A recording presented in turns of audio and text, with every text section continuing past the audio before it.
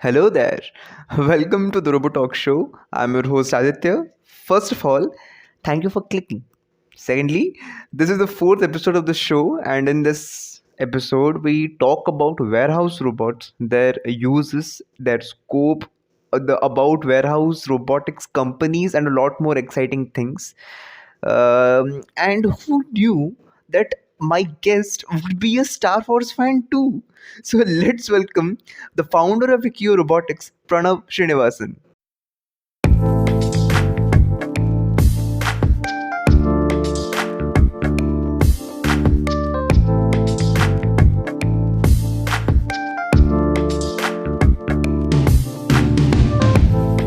Hello, Pia. Yeah, hi Aditya, how are you doing? I'm doing good, Pia. How are you? I'm good. All right. First of all, welcome to the RoboTalk show. Thank you very much for agreeing to do this with me. Yep. I'm really happy to be here and looking forward to our conversation. Yes, Yeah. absolutely. Okay, let's start from where we first. Uh, obviously called you for the first time. Let me start from where I found about your company.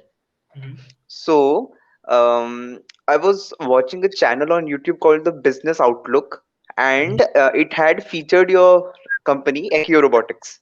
Mhm. Mhm. So I was very interested in. I got really inquisitive about warehouse robots, which I had no idea before that. And I got to your website. I found a number. Mhm. I immediately called that number, and you were the person who picked it up. Mhm. So Mhm. then we like caught up, and you saw some previous podcasts too. So Mhm. like, what was your impression of our initial conversation? I think, nothing. Let's say, it was really interesting to see that you were trying to do something in the robotics space specifically for related to tech, if not robotics, with respect to a podcast, and that's not something that I've seen quite a bit, but. But the major thing was that I really found you very let's say enthusiastic, so I wanted to probably uh, let's figure out how you could how we could do this. So that was my major let's say reason was Right. probably your enthusiasm towards it. Yeah. All right. So let's start. And right off the bat, the first question will be why Accio Robotics? What was the name? What's behind the name? Mhm. So Accio Robotics is, people would guess it, it's from Harry Potter. It's from the spell, basically robots that come to you. Yeah. And personally, that was something that resonated with the whole team of sorts. But for me personally, Harry Potter has also been a very important aspect of my life from very young, because I was trying very hard to get myself to wear specs, even when I didn't have a power from fourth standard, fifth standard. So that way it's been there, and yeah, Right. that's kind of the origin. So robots that come to you, that's the point. Okay. All right. So if it's not, if the audience can see yet, it's a Mhm. very Star Warsy theme. Today's podcast is very Star Warsy. So we have May the Force be with you. We Mhm. have Grogu. We have BB-8. We have many robots today. So Mhm. it's a great setup for today. All right. Mhm. So next is like, what was your brainchild of the idea? Like, why did you think to do something about this? What was your inspiration? So the primary inspiration was robotics. I mean, wanting to do something in the robotic space. So starting a company was something that we were very keen on. Both me and my co-founder, we've been brainstorming quite a few ideas from college, and we were roommates and all that. So it's been we've always been at it, exploring what we could do. We were never uh, kind of satisfied with doing anything that was not let's say crazy. So in that sense, we were brainstorming a lot of ideas, and initially we started working on a device for visually impaired people, but because of the pandemic we couldn't take it forward the way we wanted. And Hmm. but the team and myself, for us, we've had like a lot of let's say all our experiences throughout university was in the field of robotics with respect to building robot prototypes and hackathons and all this. So it's pretty much predominantly been robotics and hardware, and that's the kind of home it's very convenient of sorts for me. So that was the major reason, and we felt like autonomous mobile robot specifically for a Mm-hmm. young team that is probably not as experienced as all the other teams out there. Mobile robots seemed like the lowest hanging fruit that we could initially target as an organization. Build on Yes. it, gain some Yeah. momentum, then get better people who could work with us to go on to bigger things, right? So Right. that's essentially the motivation behind the whole thing. Yeah. Mm-hmm. All right. All right. All right. So you mentioned about warehouse robots, and can you break me down the various things that the warehouse robots usually take care of? So see, essentially in a warehouse, what we look at a warehouse is when for a common man, when you think of a warehouse, it's probably a bunch of shelves or a messy place that is not let's say is not humanly well maintained. But the fact is that in every operation, a warehouse is very pivotal. Plays an extremely key role, especially with e-commerce booming at this point. Uh, Right. and in that sense robots are starting from the early 2010s when Kiva was sold to Amazon, and Amazon started working using those robots for goods to person lifting racks, and gray orange came about in India and all of those things. So that is one use case that was that gave a very significant delta for customers at that point.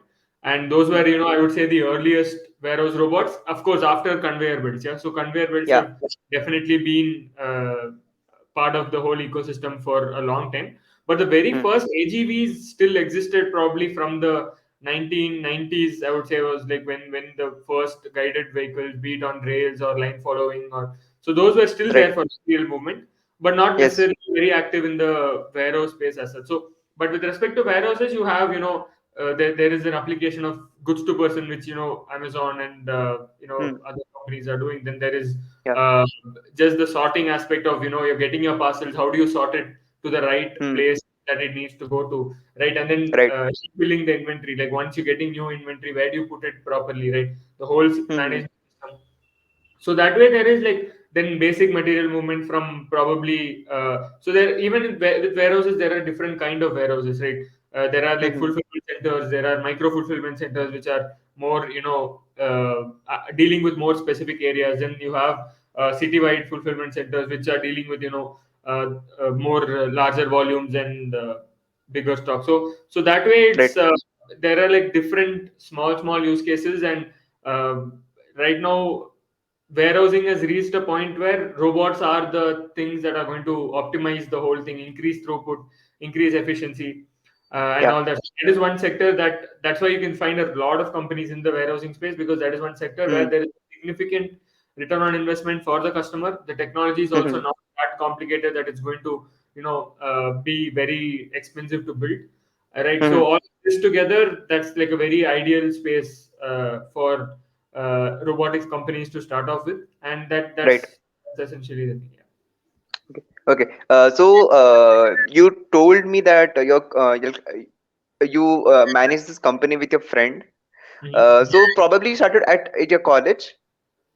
So we started our first started working on our first idea in college. So we received a small grant from the government and things like that to build that visually a device for visually impaired people. So that yeah, both of us started that in college. Yeah. But Accio is essentially only about 1.5 years old. So around the pandemic, like 2020, I'd say August September is when we started working on robotics specifically as a product. Before that, we were doing a few service projects and building robots for a few other people, but not necessarily our own product. Yeah. Yeah, yeah. Okay, so as a college senior, if I was your junior, I was just a fresher who came into the college. So, what would be your advice for me? If, like, I am a very big like robotics enthusiast, and I'm very excited by robots. So, if I want to pursue this field, what should be your to-do list for me? So I would say, like, I mean, if you're looking at it from a college senior college, I mean, a person who's just gotten into college, I would first say probably before even deciding that robotics is what you want to do, Yeah. explore as much as possible, right? Because through the 4 years of college, you change quite a bit as a person. You're not the Mm-hmm. person that you enter as that you leave, because you have a lot of diverse experiences and your interests might change, right? So it Mm-hmm. probably doesn't make sense for you to decide that, yeah, this is what I want to do and this is how I'm heading. That's probably might put you in a situation where you might not explore a lot of other options, which you might find more appealing, right?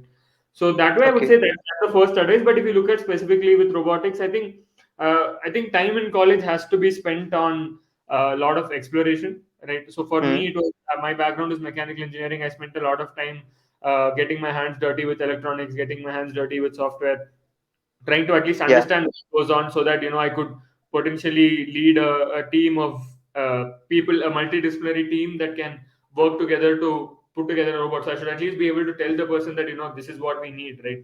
Explain what I want. So Yeah. the goal was to at least have that amount of understanding for Right. me personally. So I Mm-hmm. had set the goal that by my end of third year I should be able to put together, once I decided, yeah, I want to pursue robotics and that's what I wanted to do. My goal was like, yeah, by the end of my third year I should be able to put together a full-fledged robot, at least, if not a fully autonomous or extremely intelligent robot, at least Yeah. be able to do basic control and not just stick to my mechanical engineering domain, right? So that is Right. definitely something, like, explore as much as possible. And Mm-hmm. the other thing would be, I feel right now we are also in this kind of weird position. Uh, I don't know if it's good or bad, but Mm-hmm. uh, there is this whole lot of DIY and open source culture that has Mm. seeped to India, which is good because it gives people initially, probably in your first, second year, it gives you a good start to start working easily with the Arduino, or put together a few projects, right, with whatever systems you find. But I think Right. what is happening right now with especially people doing their BTech is that that's giving probably a false sense of achievement as to what exactly is needed to build a robot. And I think Okay. that depth, right, the depth at which you have to go to put together a robot, be it like writing an Arduino code to put together a simple, say, line follower robot, or a simple Mm-hmm. obstacle avoidance robot. All those things are like, the way technology is heading and the way other countries are looking at it, those things are like way past. Probably those things were still appealing when I was in my first year, probably in 2015. And for reference, in 2015, uh, Nvidia had just launched, were just announcing the launch of the Jetson TX1, and after that there has been so many other boards that they've launched, and then the Raspberry Pi 2 was very difficult to procure in India. We had to get it from abroad, so that was the situation at that time, right? And Mm-hmm. right now we are in a situation where you have everything very easily available, comes first to Yes. India, comes very quickly to India, right? And Yeah. and looking at the whole scale of how things are operating, I think we are in a situation where access to things is probably more simplified. So now we have to focus Mm. on the depth, go more deeper. If you're working on control system, then go deeper. If you're working on autonomy, go deeper. If you're Mm. designing a robot, go deeper, right? So I think that's the second advice would be that probably don't get caught with the false positives of how easy it is to build a robot, and build Yeah. something like a robot. That Mm-hmm. extra layer is what is going to get you to the next level. Yeah. So that would be my second piece of advice. Yeah. All right, all right. Okay. Recently there was a lot of buzz regarding unemployment caused due to robotics. Like Mm-hmm. people say, due to the advent of robotics, the manual labor might lose their jobs. So Mm-hmm. to some extent, I feel they are right. But like robotics might also be a source of jobs in a way. So what do you think about this dilemma?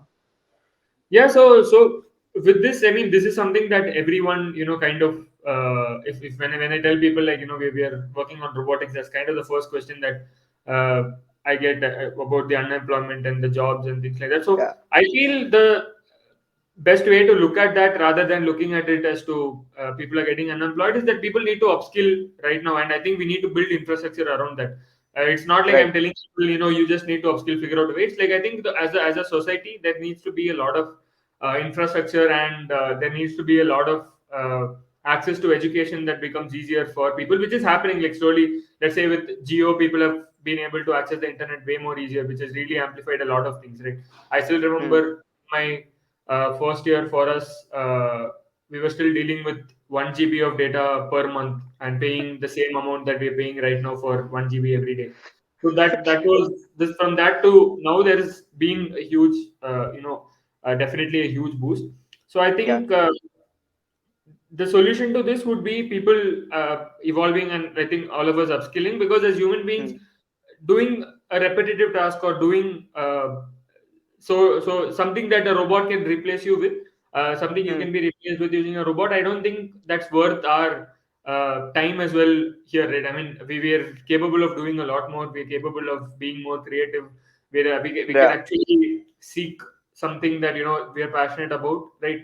Hmm. And by I think this would probably force us into that uh, setup where people will have to figure out a way to upskill, and this is something that I also constantly think about. So even though like I love robotics and I want to get into robotics, but a core aim has always been uh, I've definitely, the way this education system that I grew up in, I don't resonate with that at all. And that doesn't mean like I don't want to I'm going to say that there's something wrong about it. I don't resonate with it, Hmm. which means that there are a few flaws, and I Hmm. really want to work towards fixing those things, which includes Right. how people are looking at education. Right now, I see like a lot of people.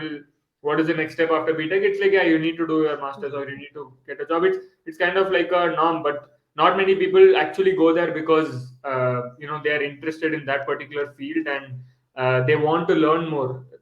The Hmm. first thing that you're looking at is what is the pay structure.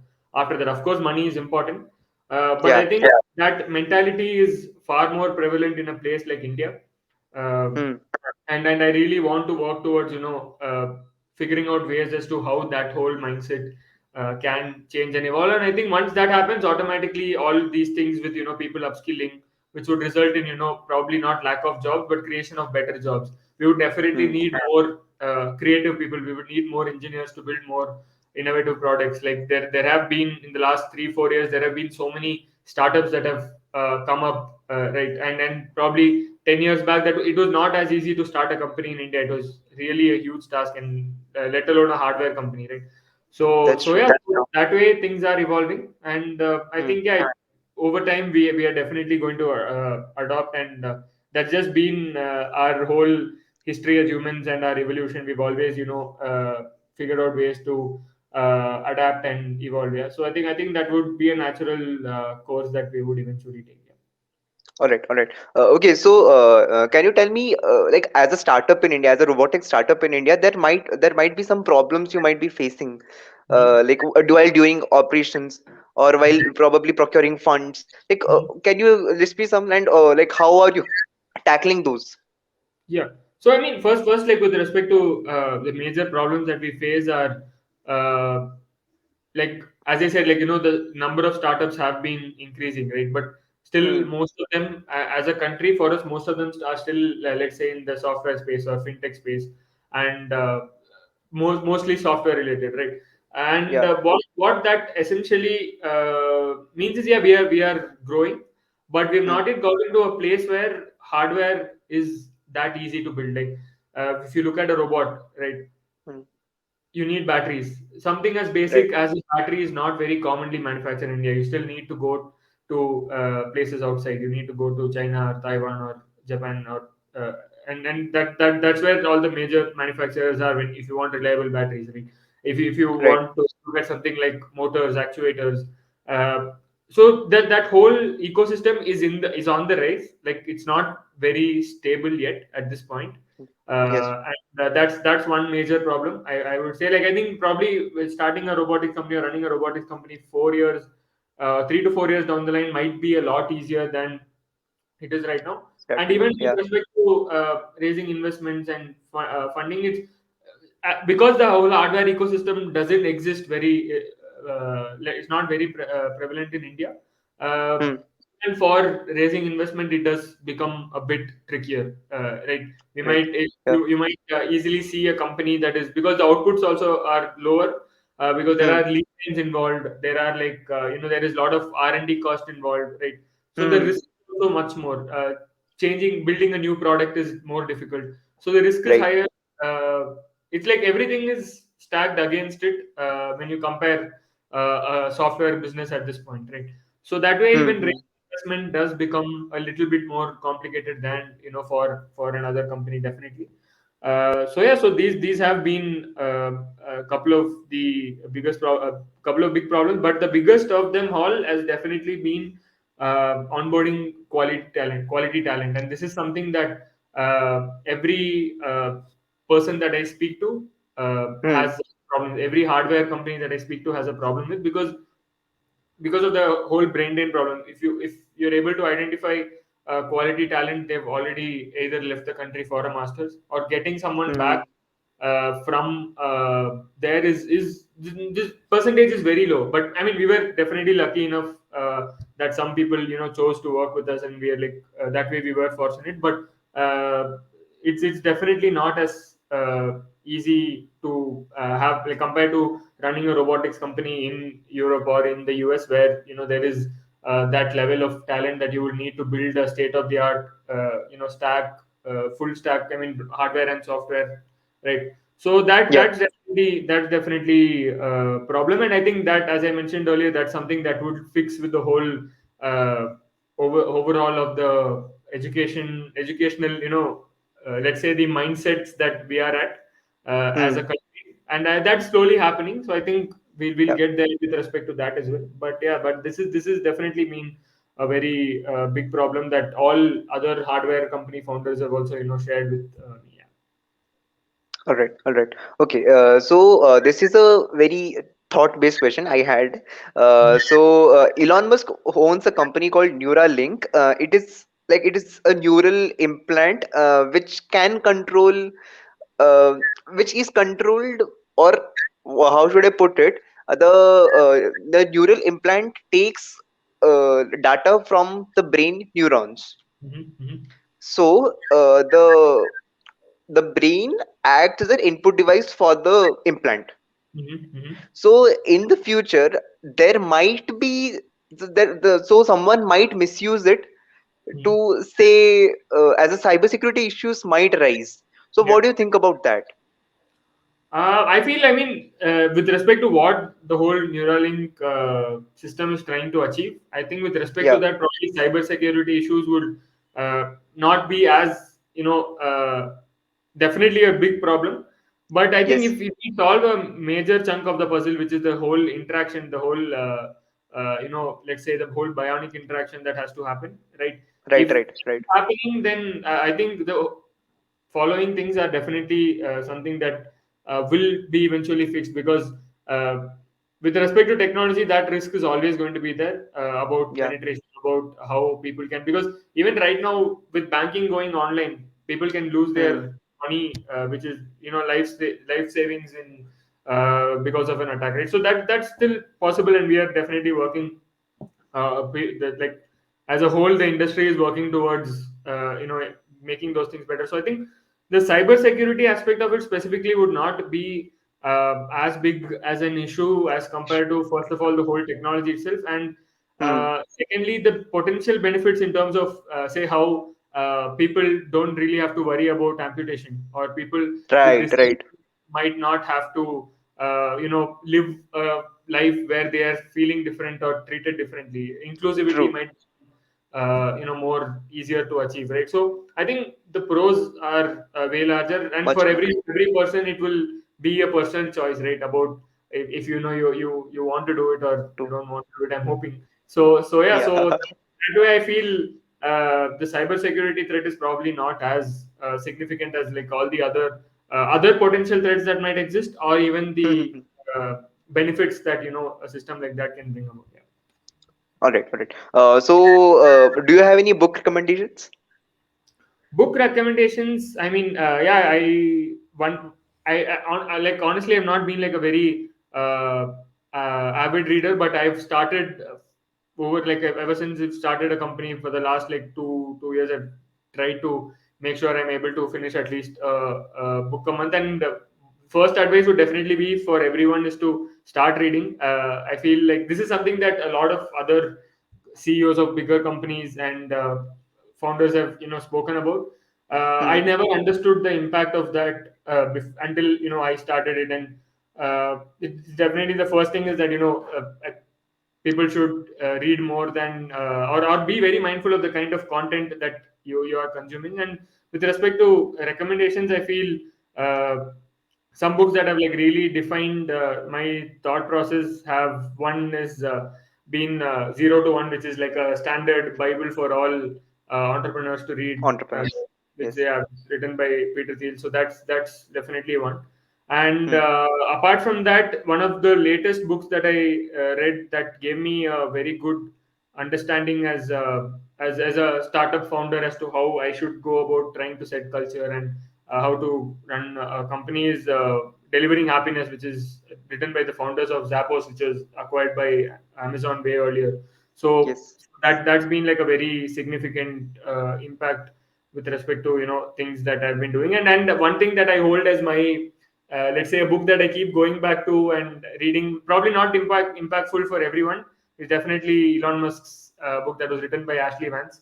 I keep going to that and going through the chapters randomly whenever I feel like it. It's kind of like, yeah. So that's definitely been something that these are like, I think, three books that as personally have impacted me. But again, the recommendation is like, I feel something might not be helpful for everyone. Yeah. But personally, these have been like something that have impacted me. Yeah. Yeah. All right.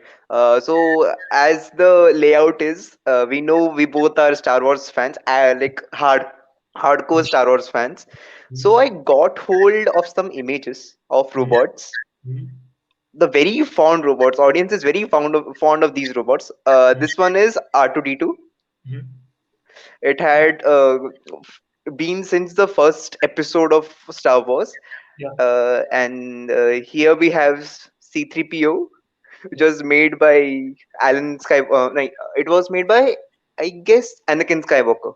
Mhm. Mhm. No, Yeah, right. I'm not sure. Was it made by him? I'm not sure if it was made by him. But Yeah, I mean, in the ruins of Tatooine, I okay, think it was made by Anakin Skywalker. okay, okay. I don't remember Oh. that content. Yeah. It's probably second episode or the first episode. It's the first episode. It's the first episode. Mhm. Obi-Wan Kenobi goes to Tatooine, and Okay. there he finds out about Anakin Skywalker. Mhm. Okay. And here we have the very beloved BB-8, Mhm. the very Yeah. cute robot. Yeah. And this one is a very lesser known robot. It's called the Do. Mhm. So, like, these robots in a way shape the people's mind that these things might come up in the future. So Mhm. movies in a way are also very good means to, like, to make people aware of what's coming their way. So what do you think about this? So I think definitely even something that I've read in one of Musk's articles as well is that with respect to how space travel works, with respect to the whole way that the Falcon rockets land and Yeah. whole idea, right? I mean that's something that he was watching Star Wars and he's like, why can't regular rockets do that? Why can't the rockets True, do true. Yes. so Yes. definitely, it's been something that has given a visual understanding of how things can work, and something like C3PO has definitely said like so. Even when I tell people that I mean I'm running a robotics company, the first thing that and we show photos of our robots, people are like, why doesn't it have a face or why doesn't it have a torso and things like why does it look human? So that's Right. the general public understanding of a robot that it has to be a humanoid, right? It has to be Yeah, something yeah. replacing humans of sorts. So that is definitely that people have kind of seen these as the first common Genuine. household entry of robotics was probably or technology in general was Yeah. probably through is definitely through movies. And I think and then these robots have been inspiration to a lot of new technology for sure. But I don't know if you've seen the latest one of the latest robots that was being built by one of the universities in the US. I don't remember. They kind of work on a ball-based mechanism like how BB-8 operates, and BB it's a operates. mobile robot that just runs on a ball. So this gives the robot also more dexterity than a regular Yes. a differential mobile robot or a normal four-wheel drive, right? So that way, things are definitely, there are a lot of things that you can look in. Even though it's fiction, you can look at this and say, why can't this actually exist, and maybe go into first principle thinking and figure it out. So yeah, definitely they do, and more importantly, they do inspire kids. Yeah, I mean, to get into science, or for people like you and me. I mean, it's definitely something that gives that, let's say, the initial, how science can what science can be, or what exactly is the motivation behind it, or what is the goal behind it, and what are the capabilities, right? So I think, yeah, that way, definitely. Even though I'm very bad at remembering stuff out of movies, but these robots and the whole the ideology is definitely something that has inspired me or influenced me for sure. Because even now, if there is a movie related to technology, or if there's a Hmm. movie related to sports, they still inspire me, quite a bit. I don't know if there is this movie where a bunch of school kids, high school kids, build a small underwater autonomous vehicle out of cheap things. I forgot the name of the movie, but those kind of Okay. movies, Okay. where then they participate in the competition and compete against Stanford, MIT, and things like that. So inspirational stories that you see that, and you're like, it'll be really great to build stuff like that. Yeah, so definitely, yeah, movies do play a very, I would say, an important role in getting that initial attention to all these things. Right, right, right. Okay, Tesla recently introduced Tesla Bot, which is a humanoid robot built by Tesla. Mhm.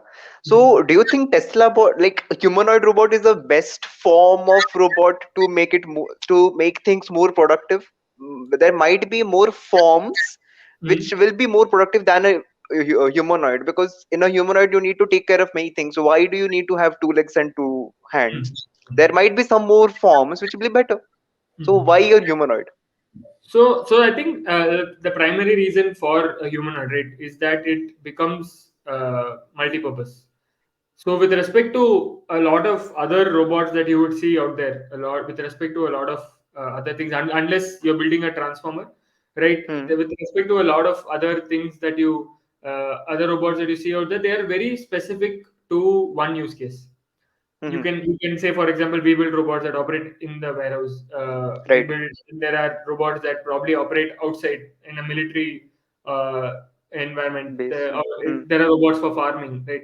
So Hmm. to solve specific problems, you need to go into that depth and pick out exactly, that will be that in the current scenario, that is definitely the most optimized solution. But Yes. the whole True. thing with bionic robotics, or even if you look at Spot, even if you look at a quadruped, Hmm. you look at the technology behind Spot, you look Hmm. at the Tesla bot, or even Atlas, and all of these robots. Yeah. Yes. The major reason right now, they are definitely, probably not as affordable for all the things that they can do.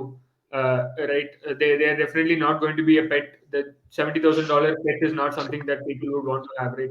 Yes. But for the future, what it definitely does is, there is a potential and there is a huge scope for hardware price to maybe potentially reduce, or the, it's just extending limits of what we can achieve with technology, right?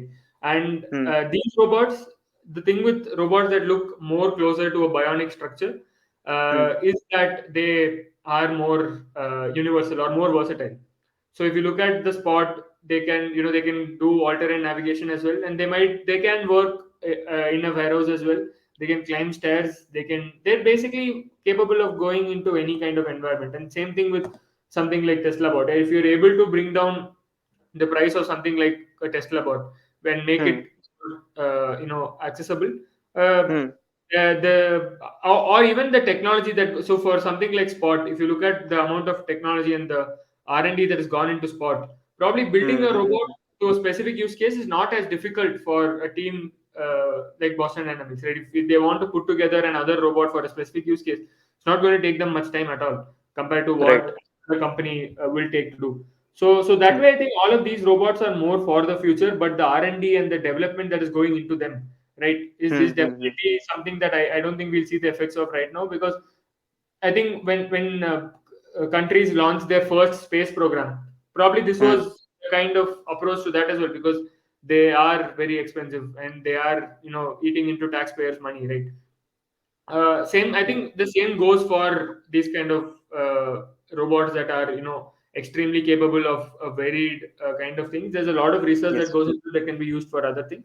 But right now, Yep. we similar to, let's say, how the space programs are working from Hmm. ISRO Hmm. to they are a very important aspect of the whole country's functioning in terms of the satellites that we're able to Yes. launch, right? And in terms of even the smaller technology, even the byproducts that come from it, which can potentially be used for the military and things like that, right? So Right. that's, I think, the approach with these robots is that is the effectiveness is probably way into the future, but the byproducts are so much, because you're Yeah. solving such a complex problem statement that Yeah.